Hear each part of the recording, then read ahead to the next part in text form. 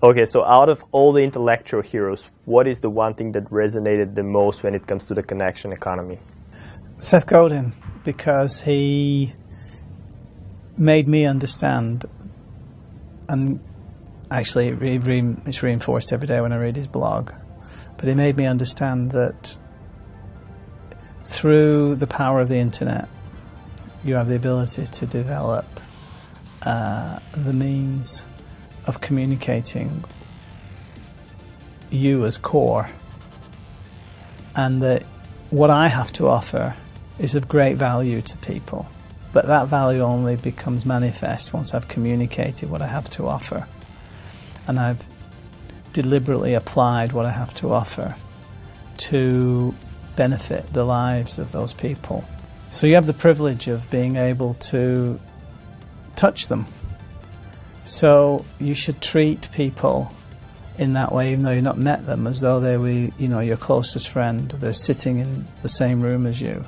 Use the power of connections through the technology, through the human condition today, and the importance that technology represents for humans, and seek to make people feel their lives are a little better off having met you. Let me tell you a story. I went into an immigration client meeting today. It was an unusual one because it was an off-site meeting.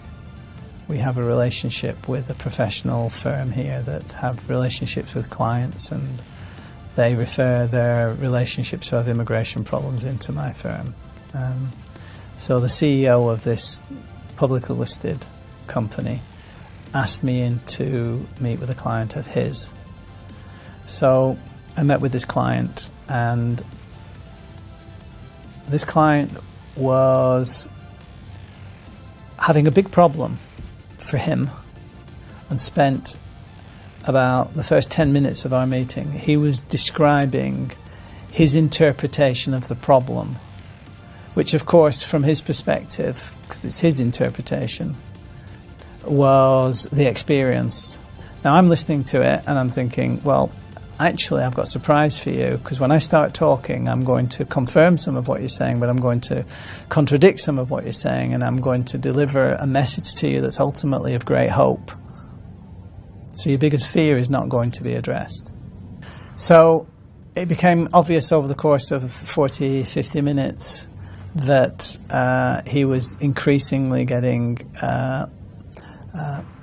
more and more pleased with the outcome of this meeting. And then it came to fees.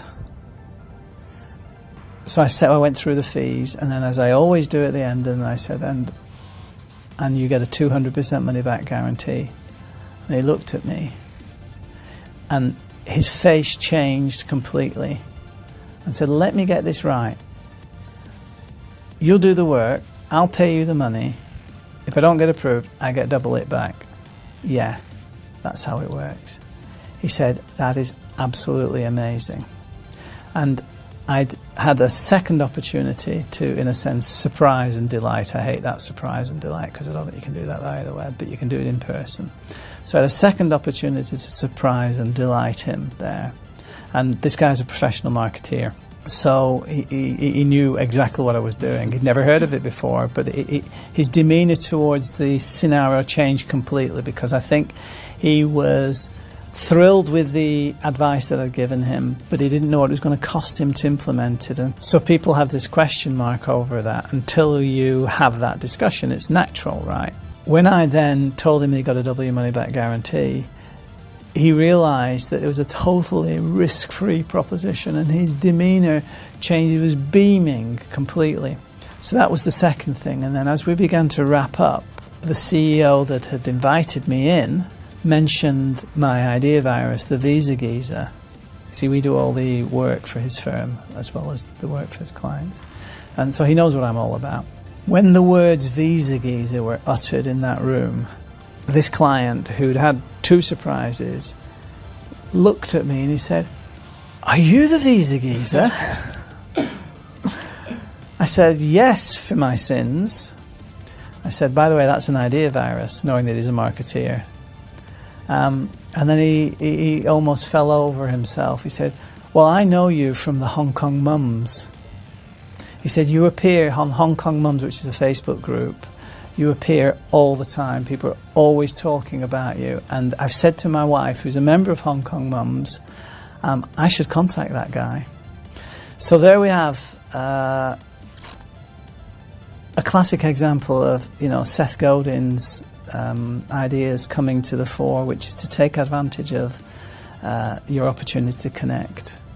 And when you've done that, both in an online and an offline fashion, you get an experience like I had today with this guy, where I surprised him on 3 separate occasions, and he had gone into that meeting not having any idea what it was all about, other than the fact that someone that he trusts and respects had asked me to come and sort of have a conversation with him to help him solve his problems. Absolutely amazing how these combine together. Well, thank you, Stephen, for sharing with us the backstory of how it all originated and all these concepts, how to transition intelligent content marketing strategy to a connection economy business. Well, I like, and I always have liked, talking about my favourite subject, which is Hong Kong immigration. But increasingly, I'm getting kind of, good at this thing called intelligent content marketing. So I'm really enjoying this idea that I can share with people not only my Hong Kong immigration knowledge and know-how, but also what I've learned in the last 6 or 7 years, and encourage and support others to go through that journey, because the world is changing. And if you're wanting to do well, you've got to adapt to the change. It's just the reality. If nothing changes, nothing changes. So talking with you today gives me that opportunity.